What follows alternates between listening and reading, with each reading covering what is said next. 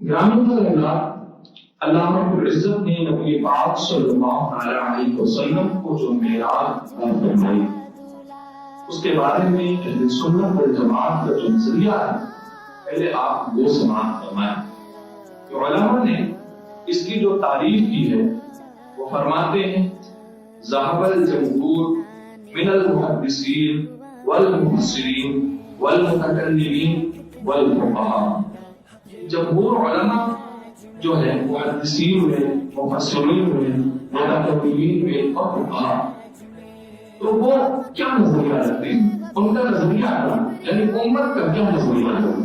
تو فرمایا گیا انہما الاسرا والمعراج، نبی پاک صلی اللہ علیہ وسلم کو جو معراج کروائی گئی، جس کو اسرا اور معراج کہتے ہیں، وہ کیسے کروائی گئی؟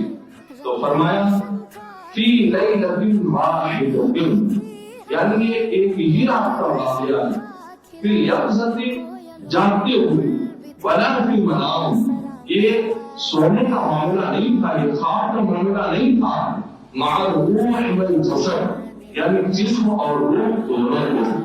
تو پتہ چلا کہ یہاں خواب کا معاملہ نہیں تھا، مسئلہ صاف ہے، یہاں تو حالت بیداری میں آپ کو اللہ تبارک و تعالیٰ کا دیدار نصیب ہوا۔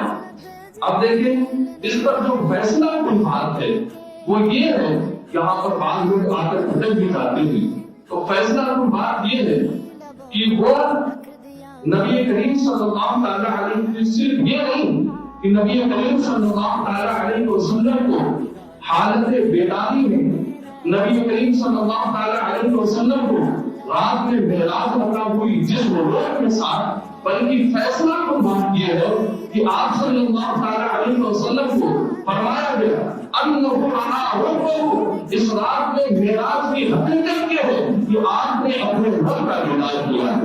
یہ ہے اہل سنت والجماعت کا نظریہ، اہل سنت والجماعت کا موقف کہ میرے آقا صلی اللہ علیہ وسلم کو معراج عطا کی گئی ایک ہی رات میں، حالت بیداری میں، جسم کے ساتھ، روح کے ساتھ، ساری سیر بھی کروائی گئی اور میرے خالق نے اپنا دیدار بھی کروایا۔ یہ ہے میرے مصطفیٰ کی معراج۔ کیا شان تمہاری ہے آقا، تم عرش بری کو پہنچے ہو، ذیشان نبی ہے سب، لیکن معراج کا دولہا کوئی نہیں، معراج کا دولہا کوئی نہیں۔ اچھا، بعض لوگ یہاں یہ کہتے ہیں کہ نبی پاک صلی اللہ علیہ وسلم اپنے بستر استراحت پر آرام ہوا، حضرت جبریل آئے اور آپ کو بوسہ دے کر حضور کو بیدار کیا، یہ حضور کی معراج ہے۔ بعض کہتے ہیں براق پر سوار ہوئے، یہ حضور کی معراج ہے۔ بعض کہتے ہیں مسجد اقصی گئے، یہ حضور کی معراج ہے۔ بعض کہتے ہیں نبیوں کی امامت کروائی، یہ حضور کی معراج ہے۔ بعض کہتے ہیں سدرہ میں گئے، یہ حضور کی معراج ہے۔ بعض کہتے ہیں جنت میں گئے، یہ حضور کی معراج ہے۔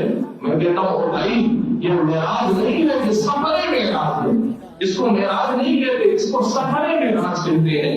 اور اگر میں عشق کے ساتھے میں ڈل کر کے بولوں، کیونکہ میں اعلیٰ حضرت کا ملن ہوں، اعلیٰ حضرت کے در کا غلام ہوں، تو اپنے جملوں کو اگر عشق کے ساتھے میں ڈال کر کے بولوں تو یوں کہوں گا کہ حضرت جبریل حضور کی بارگاہ میں حاضر ہوئے، حضور کو حضرت جبریل نے جگایا، یہ حضور کی نہیں بلکہ جبریل کی معراج تھی۔ اور براق پر سوار ہوئے، یہ حضور کی نہیں بلکہ براق کی معراج تھی۔ مسجد میں، یہ مسجد کی معراج تھی۔ نبیوں کی امامت کروائی، یہ ان کے مقدر کی معراج ہے۔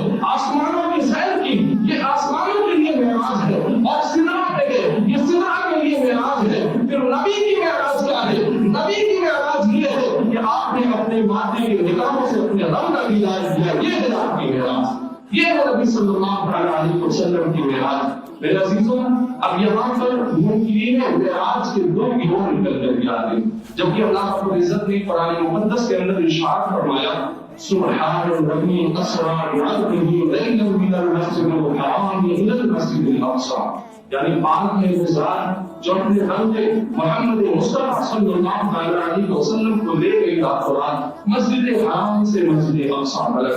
یہاں پر منکرین معراج کی دو گروہ نکل کر کے آتی ہے۔